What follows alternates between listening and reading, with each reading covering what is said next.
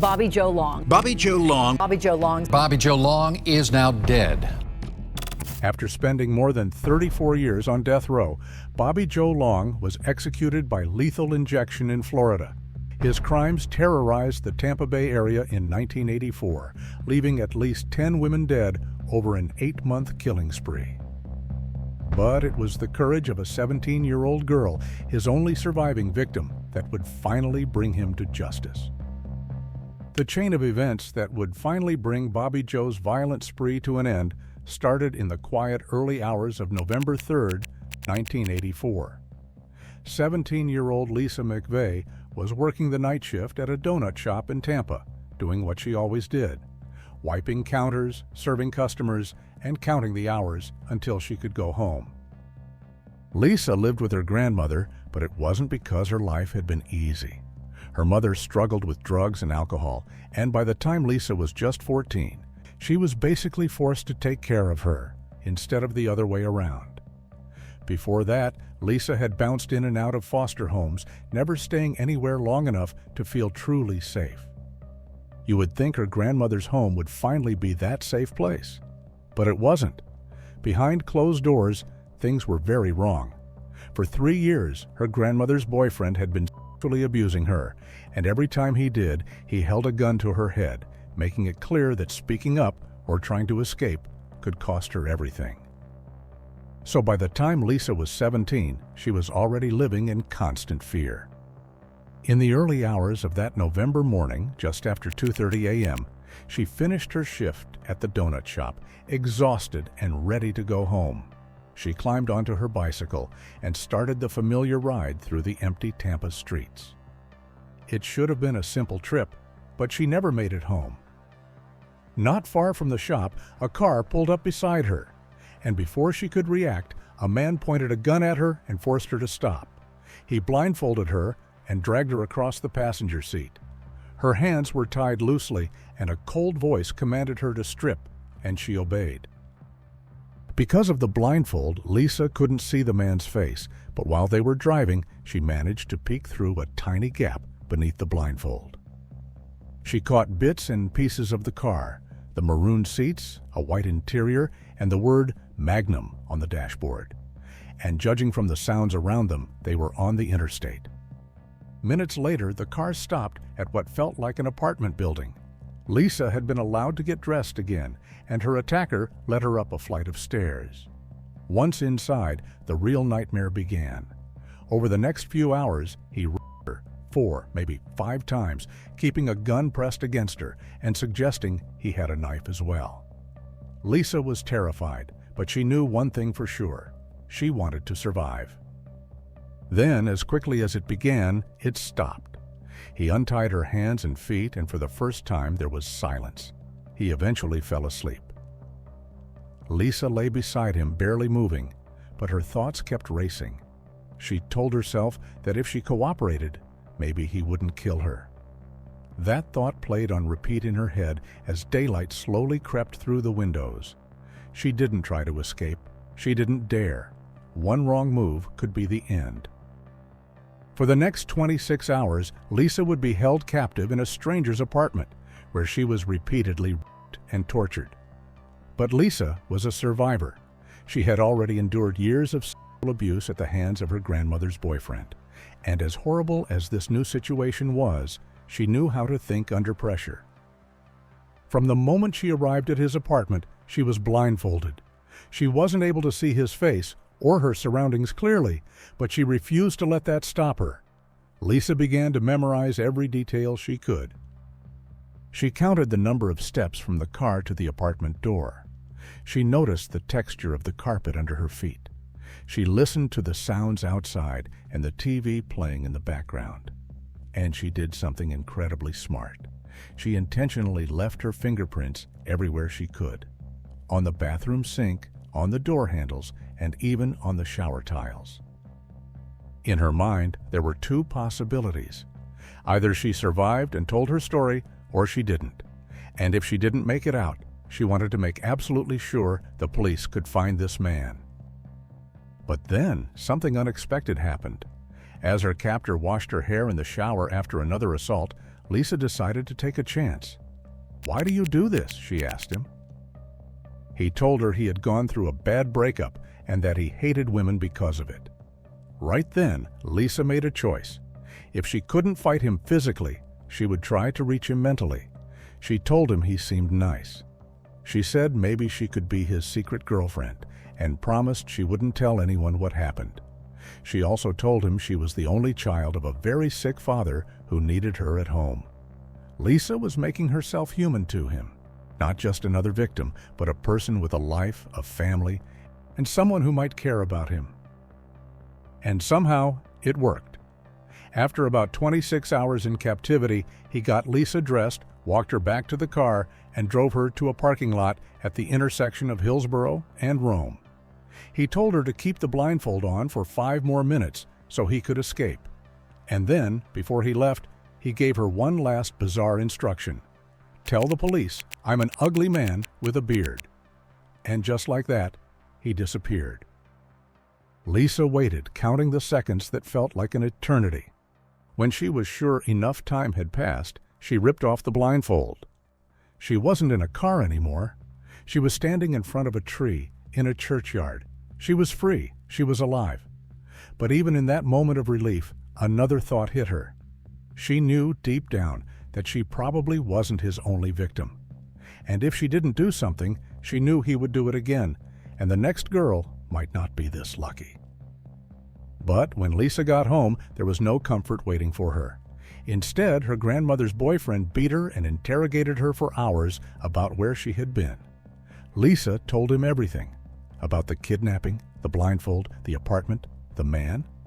But he didn't believe her. He even accused her of cheating on him. But no matter what he said or did, Lisa's story never changed. She stuck to the truth. And eventually, a call was made to the police. And this time, someone finally believed her.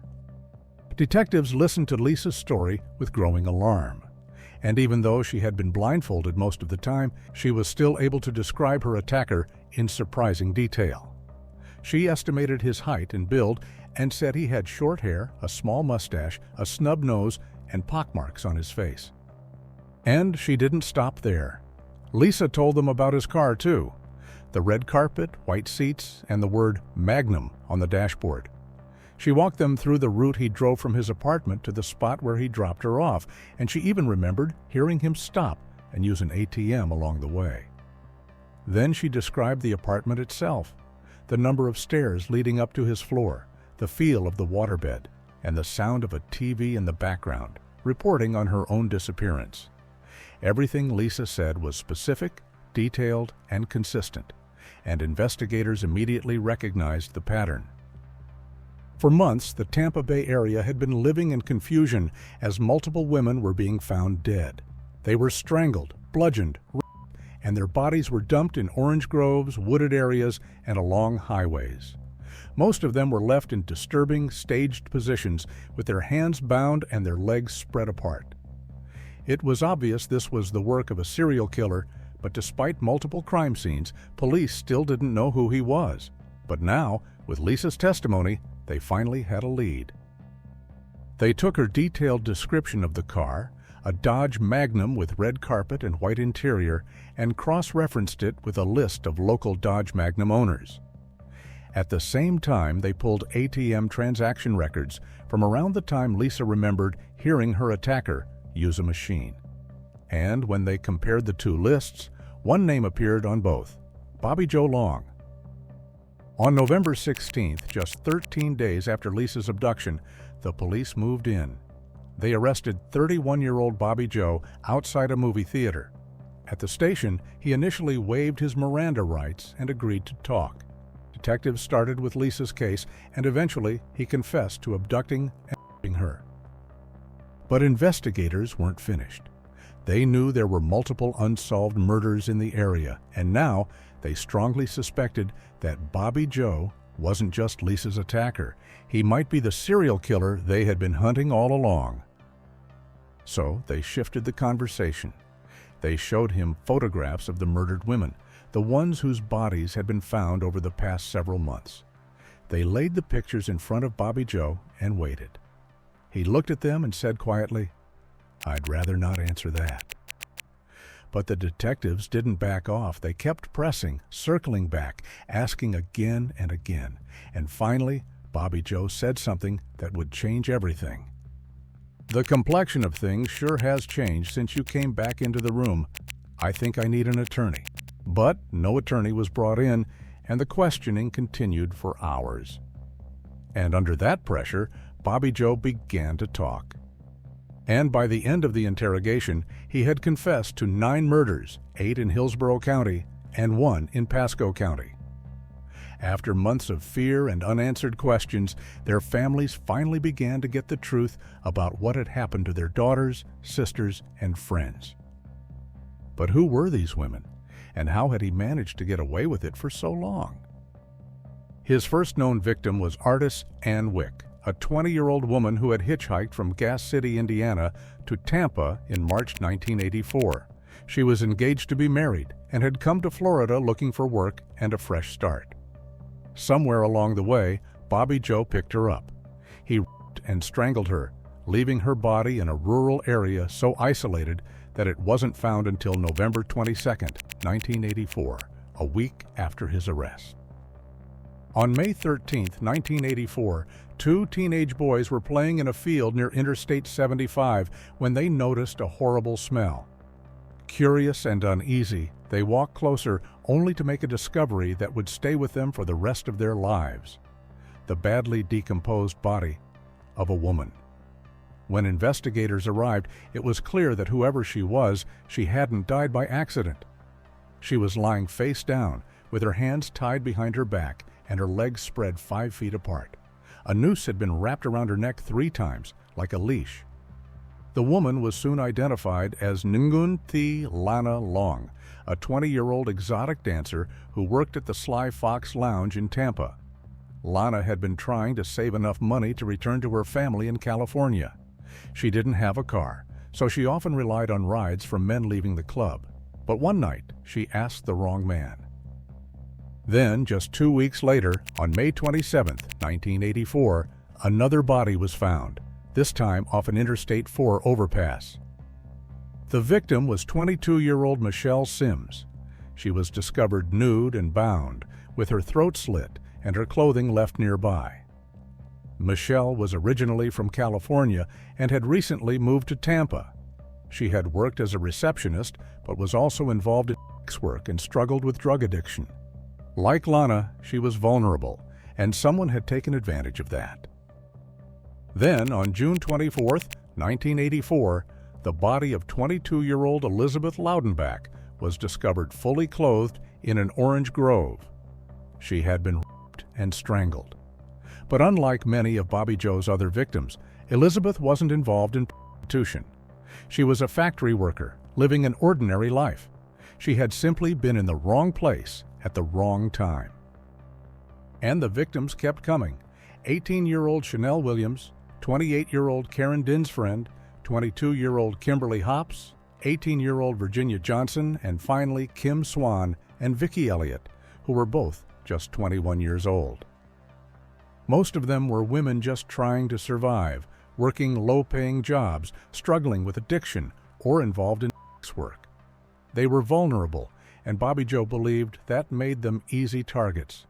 He seemed to think that no one would miss them if they disappeared.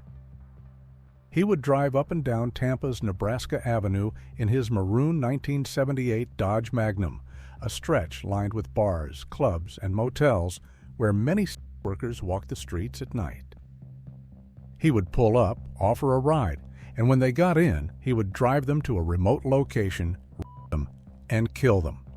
But Bobby Joe didn't limit himself to women on the street. He had also attacked women in their own homes. From the outside, Bobby Joe looked like any ordinary family man. He grew up in sun-drenched Miami, the only child of a single mother. He joined the Army, married his high school sweetheart Cindy, and together they had 2 children. To his kids, he was just Dad, the man who picked them up on weekends and played with them in the yard. No one in that family ever imagined that the man they loved would one day be unmasked as a serial killer who terrorized the Tampa Bay area. I was just like everybody else out there. Probably 99.9% of the time, I'm as normal as he is, or anybody else is. But 1% of the time, or whatever, that there's some kind of a problem there. Behind closed doors, Cindy saw a very different side of him. A few months into their marriage, Bobby Joe was in a serious motorcycle accident. He was thrown from his bike, landed on his head, and spent several days in a coma. Cindy says that after that, something in him changed. His temper grew shorter, the mood swings became more violent, and eventually the physical abuse began. 3 or 4 months after the accident, he hit her for the first time. She didn't tell anyone because she was embarrassed and hoped it was a one-time thing. But it wasn't. She remembers trying to stay quiet so the children wouldn't hear the screaming through the walls. And that was not it. On top of the violence, Cindy noticed Bobby Joe's nearly insatiable sexual demands. If she refused, he became angry, and more than once, she was forced into sex. She kept telling herself, he'll heal, he'll go back to who he used to be. But he never did. To the outside world, they looked like a normal little family. But inside, Cindy was living in fear.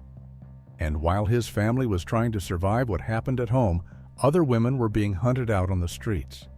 But eventually, the evidence started to catch up with him.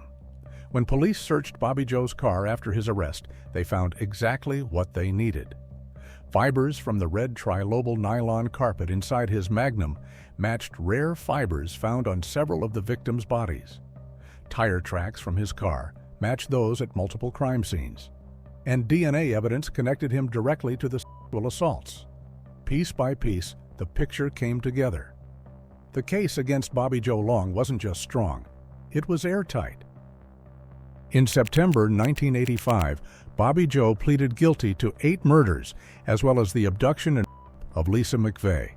He received 26 life sentences without the possibility of parole, of which 24 would run concurrently and 2 consecutively, plus 7 life sentences with the possibility of parole after 25 years. But the state of Florida wasn't done just yet.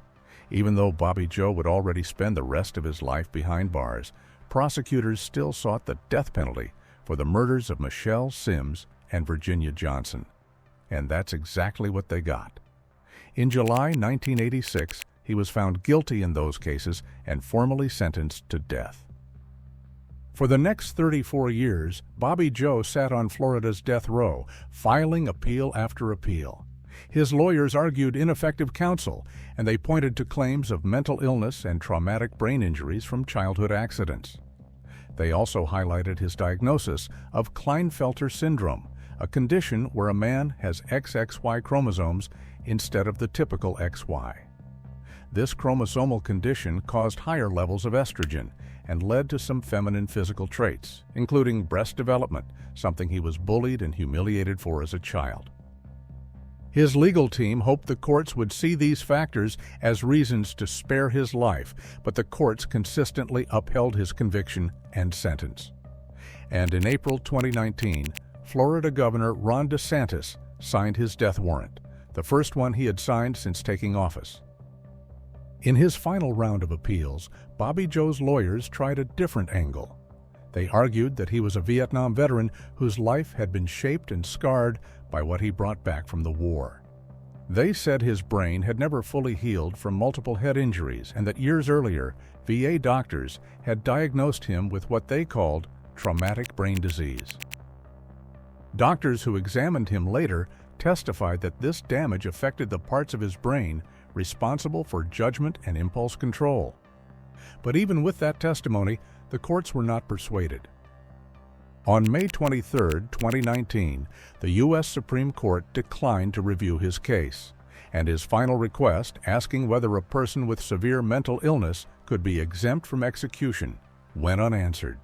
With that decision, there were no more appeals, no more motions, no more delays.